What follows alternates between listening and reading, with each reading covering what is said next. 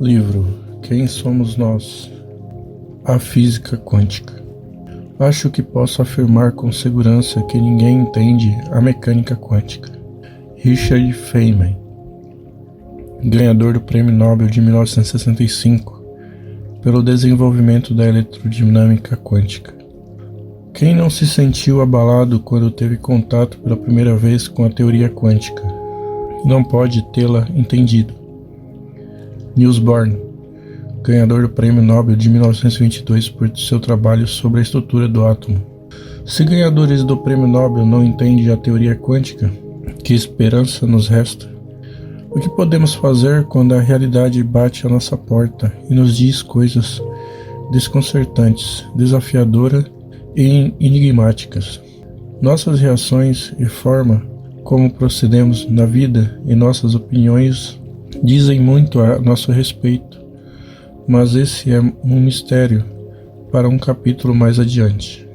Neste momento, vamos trocar ideias a respeito de elétrons, fótons e quarks, e de como alguma coisa, se é que se trata de uma coisa tão pequena, pode ser tão insondável e capaz de dilacerar nosso mundo organizado e inteligível.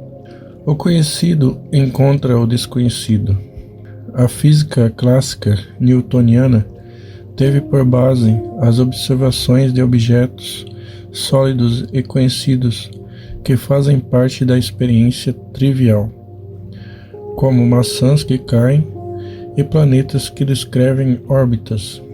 Suas leis foram repetidamente testadas, aprovadas e ampliadas ao longo de vários séculos.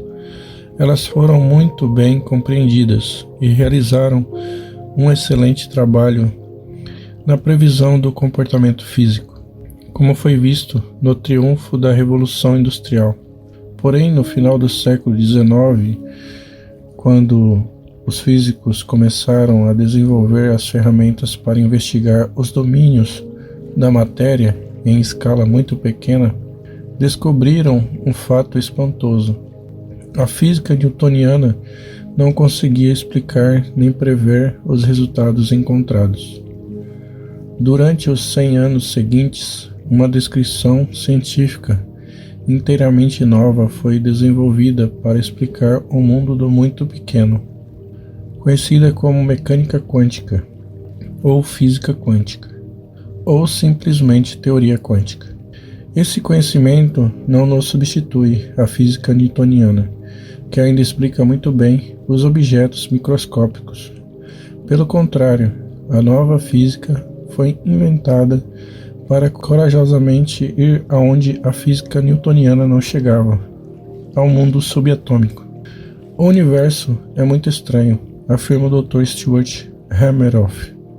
Aparentemente, existem dois conjuntos de leis governando em nosso mundo diário, ou seja, na nossa escala de tamanho e tempo. As coisas são descritas pelas leis do movimento de Newton.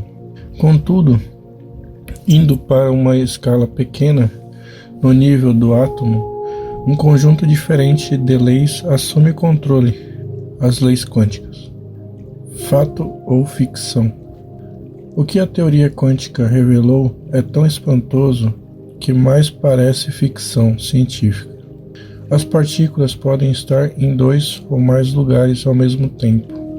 Uma experiência muito recente mostrou que uma partícula pode estar em até 3.000 lugares.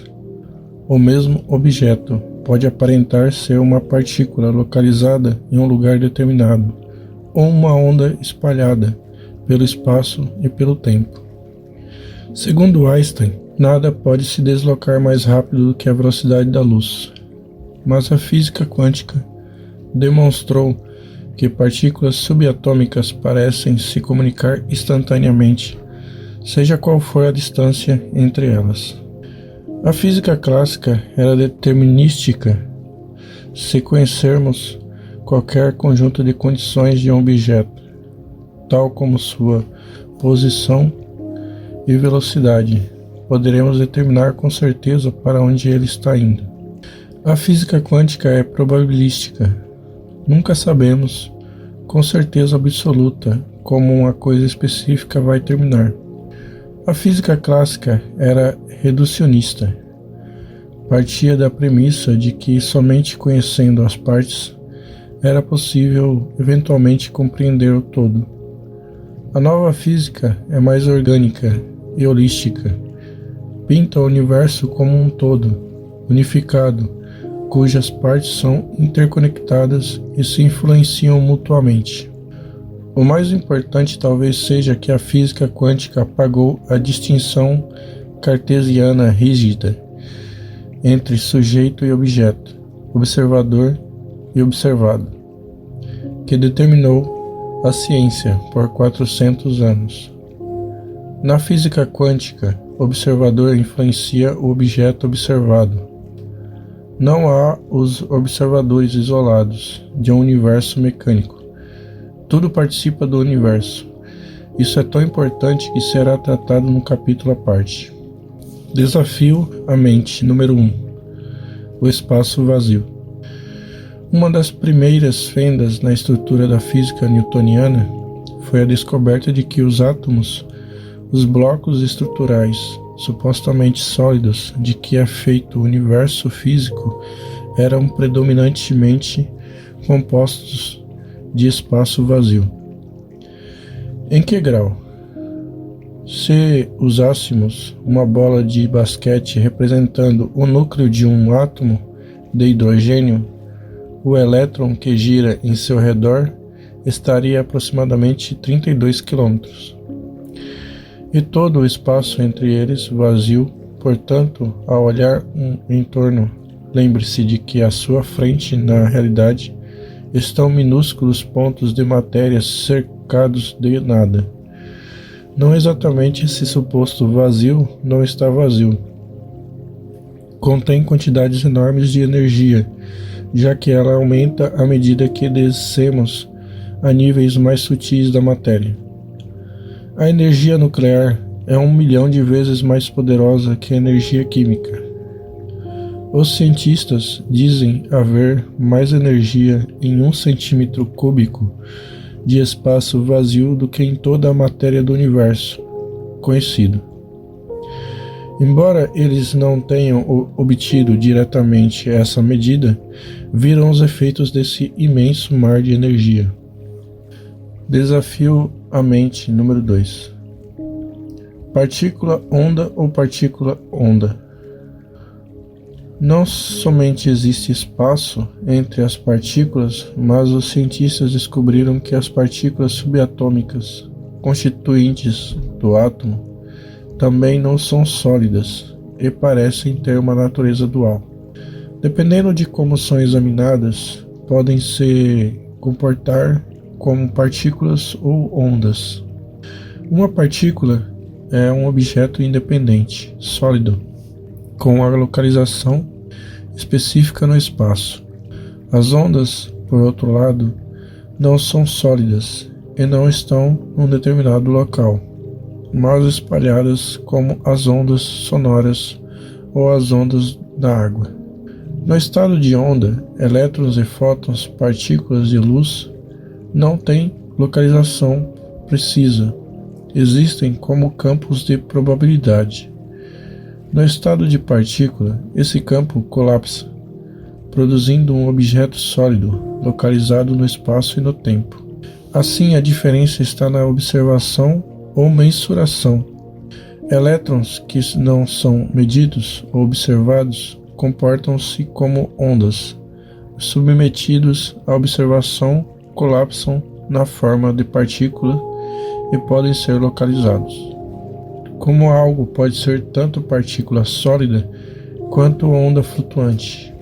O paradoxo se resolve se recordarmos que as partículas se comportam como onda ou partícula. Mas onda e partícula são simples analogias. O conceito de onda foi consolidado na teoria quântica por Erwin Schrödinger, que resumiu em sua famosa equação de onda as probabilidades ondulatórias da partícula antes da observação. deixando claro que não sabiam com o que estavam lidando e que nunca tinham visto nada igual. Alguns físicos decidiram chamar o fenômeno de partícula-onda. Desafio à mente número 3: salto quântico e probabilidade. Quando estudavam o átomo, os cientistas descobriram que os elétrons, quando passam de uma órbita para outra, em torno do núcleo, não se deslocam pelo espaço da forma como outros objetos. Pelo contrário, eles se deslocam instantaneamente. Isso é, desaparecem de um lugar, uma órbita, e aparecem em outra. A isso se chama salto quântico, como se isso não quebrasse um número suficiente de regras do senso comum. Os cientistas também descobriram que não conseguiam determinar exatamente onde os elétrons iriam aparecer ou quando eles iriam saltar. O máximo que podiam fazer era determinar as probabilidades. Equação de onda de Schrödinger, da nova posição do elétron. A realidade que experimentamos está constantemente sendo criada, de novo, a cada momento de dentro desse estoque de possibilidades, comenta o Dr. Satinover. Mas o verdadeiro mistério nisso tudo é que dentro desse estoque de possibilidades, a que acontecerá é determinada por alguma coisa que não é parte do universo físico. Não existe um processo que faça aquilo acontecer. Ou seja, os eventos quânticos são os únicos verdadeiramente aleatórios no universo. Desafio à mente número 4. O princípio da incerteza. Na física clássica, todos os atributos de um objeto, incluindo sua posição e velocidade, são medidos com uma precisão limitada, apenas pela tecnologia, no nível quântico. Porém, sempre que se mede uma propriedade como a velocidade, não é possível ter uma medida precisa de outras, como a posição. Ao se saber onde algo está, não se sabe sua velocidade de deslocamento. E não importa o grau de sutileza ou de avanço da tecnologia, é impossível penetrar no véu que encobre a exatidão. O princípio da incerteza. O princípio da indeterminação foi formulado por Werner Heisenberg, um dos pioneiros da física quântica. Estabelece que não é possível obter a um só tempo a medida precisa da velocidade e da posição de uma partícula. Quanto mais nos focalizamos em uma propriedade, mais a medição da outra se perde na incerteza. Desafio à mente número 5. Não localidade EPR, Teorema de Bell e emaranhamento quântico. Albert Einstein não gostou da física quântica, para dizer o mínimo. Sobre o conceito de aleatoriedade descrito, ele disse: Deus não joga dados com o universo. Niels Bohr respondeu: pare de dizer a Deus o que fazer. Em 1930, numa tentativa de derrotar a mecânica quântica, Einstein, Podolsky e Rosen, EPR, propuseram um experimento intelectual que pretendia mostrar como essa teoria era absurda. Habilmente, eles usaram uma implicação controversa da física quântica. Imagine duas partículas criadas ao mesmo tempo, o que implica elas estarem emaranhadas ou superpostas. Então deve-se dispará-las para lados opostos do universo. A seguir, você faz algo que altere o estado de uma das partículas instantaneamente. A outra se alterará, para adotar um estado correspondente instantaneamente. Essas ideias eram tão ridículas que Einstein se referiu a ela como ação fantasmagórica à distância. Segundo a teoria da relatividade, nada pode se deslocar a uma velocidade superior à da luz. Isso era infinitamente mais veloz. Além disso, a ideia de que um elétron pudesse saber o que estava acontecendo do outro lado do universo violava qualquer senso de realidade. Então, em 1964, John Bell criou uma teoria estabelecendo que a assertiva de EPR está correta.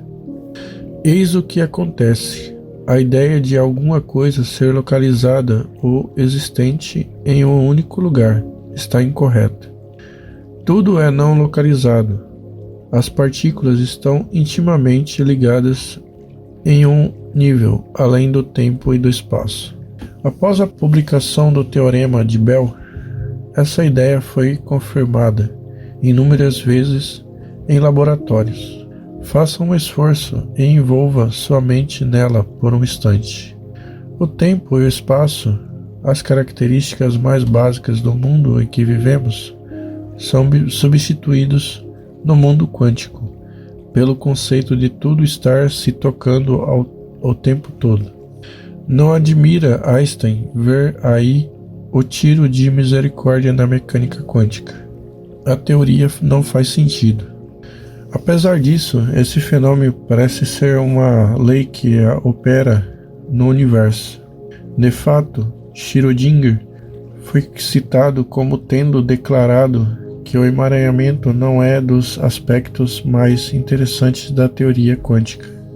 É o aspecto mais interessante em 1975. O físico teórico Henry Stapp chamou o Teorema de Bell de a descoberta mais profunda da ciência. Repare que ele disse da ciência, não somente da física. A física quântica e o misticismo. Deve estar ficando fácil ver por que física e misticismo se cruzam. Coisas separadas, mas sempre se tocando. Não localidade. Elétrons que se movem de A para B, sem nunca passar entre esses pontos. Matéria que parece matematicamente ser uma função de onda distribuída e que só entra em colapso ou adquire existência espacial quando é medida. Os místicos não parecem ter problema com essas ideias, muitas delas anteriores aos aceleradores de partículas. Muitos dos fundadores da teoria quântica tinham grande interesse nas questões espirituais. Niels Bohr usava em seu brasão o símbolo Yin-Yang. David Bowie manteve longas discussões com o sábio indiano Krishnamurti. Erwin Schrödinger dava palestras sobre os Upanishads. Mas a teoria quântica prova a visão mística. Se você perguntar aos físicos, obterá respostas de todo tipo.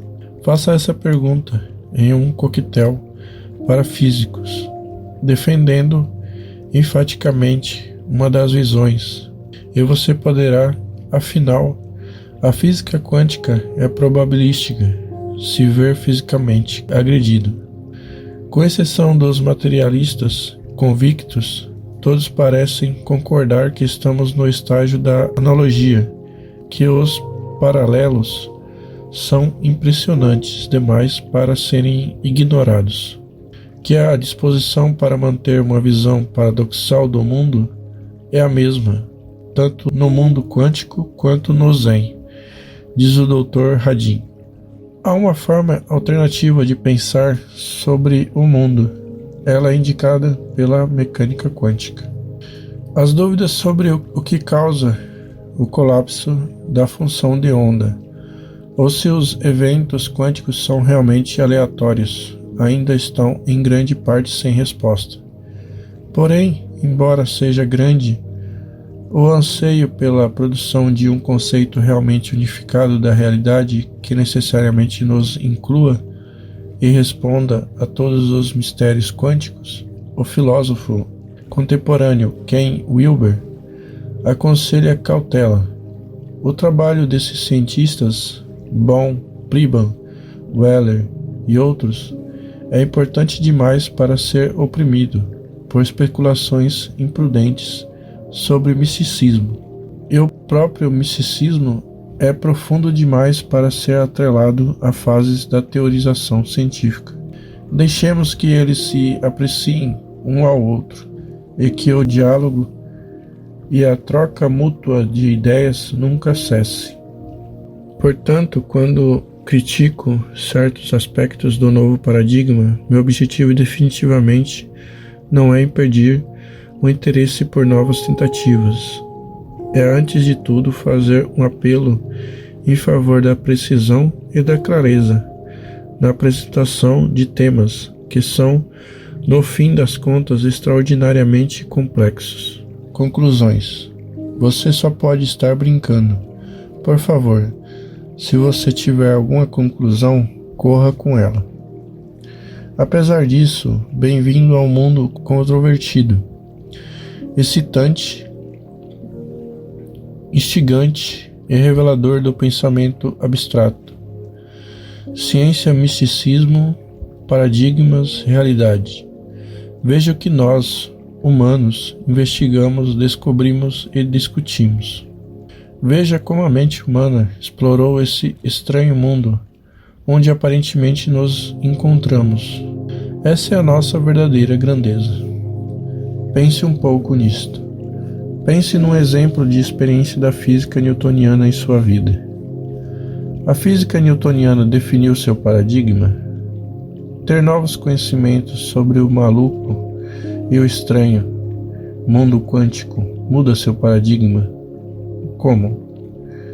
Você está disposto a experimentar o que está além do conhecido?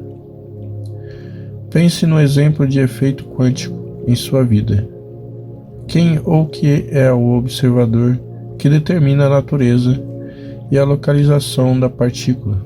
Por um lado, essa é uma teoria extremamente paradoxal, instigante, conceitualmente confusa. Por outro lado, não temos a opção de jogá-la fora ou deixá-la de lado, porque das ferramentas que já tivemos nas mãos, ela é comprovadamente a mais poderosa para prever o comportamento dos sistemas físicos. David Albert, PhD.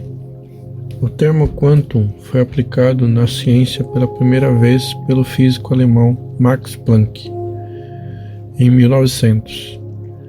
É uma palavra do latim que significa simplesmente quantidade, mas é usada para representar a menor unidade de qualquer propriedade física, tal como energia ou matéria. Se você quer identificar uma das profundas diferenças filosóficas entre a mecânica clássica e a mecânica quântica, é o fato de a mecânica clássica estar construída dentro da base em torno do que sabemos ser uma fantasia. A possibilidade de se observar passivamente as coisas. A mecânica quântica acaba definitivamente com isso. David Albert, PhD. Dentro da toca das partículas. Enquanto Schrödinger formulava sua equação de onda, Werner Heisenberg solucionava o mesmo problema usando álgebra matricial avançada. Mas a solução matemática era obscura, não guardava relação com a experiência humana e não soava tão bem quanto onda, de modo que as transformações matriciais foram abandonadas. É tudo apenas uma analogia. Essa ciência é espantosa. Para começar, ela funciona como magia da mesma forma como eu via as coisas funcionarem quando criança. Assim, o que dizer daquele garoto com seus sonhos e fantasias? Ele estava alucinando? Talvez, mas de fato mecânica quântica parece magia. A questão é, onde fica a linha divisória entre o estranho mundo quântico e o mundo em larga escala? Aparentemente sólido. Sempre me perguntei se sou feito de partículas subatômicas que fazem coisas muito estranhas. Também posso fazer coisas muito estranhas. Mark. Quando o objeto subatômico está no estado de onda, o que ele se tornará quando for observado e se tornar localizado é incerto. Ele existe em um estado de múltiplas possibilidades. Esse estado é chamado de superposição. É como jogar cara ou coroa dentro de um quarto escuro. Matematicamente, mesmo depois que a moeda tiver caído sobre a mesa, não podemos dizer se o resultado é cara ou coroa. Entretanto, assim que acendermos a luz, a superposição colapsa e a moeda se revela cara ou coroa, tal como o ato de acender a luz. O ato de medir a onda faz entrar em colapso a superposição mecânica quântica, e a partícula aparece em um estado mensurável clássico. Para mim, a pergunta interessante não é por que a teoria quântica é tão interessante, mas por que tantas pessoas estão interessadas na teoria quântica. Ela desafia nossas ideias sobre a forma como é o mundo. Ela nos diz que as coisas mais óbvias que sabemos ser verdadeiras simplesmente não o são. Entretanto, ela cativa milhões de pessoas que supostamente não são nada científicas. Will. Devo ter enlouquecido, Mark e Will. Eu costumava perguntar 1 milhão de vezes por dia: que coisas isso tem a ver comigo? Por que eu devo me incomodar com esse mundo louco da quântica? Meu mundo já é bastante louco. Ainda não tenho certeza de ter entendido tudo. Foi Fred Alan Wolf quem disse. Se você acha que entendeu, você não escutou nada. O que adquiri de toda essa bobagem quântica foi gostar do caos. Aceitar o desconhecido, pois daí podem surgir grandes experiências. Betsy. Qual é o som de um elétron colapsando? Estamos de pé sobre os ombros de bilhões de vidas genéticas que nos dão esse corpo geneticamente perfeito. Esse cérebro geneticamente perfeito que levou milhares de anos para evoluir, de modo a podermos manter essa conversação abstrata. Se estamos aqui para sermos corporificados na maior máquina evolucionária que já existiu, nosso corpo e nosso cérebro humano, então adquirimos o direito de perguntar: e se?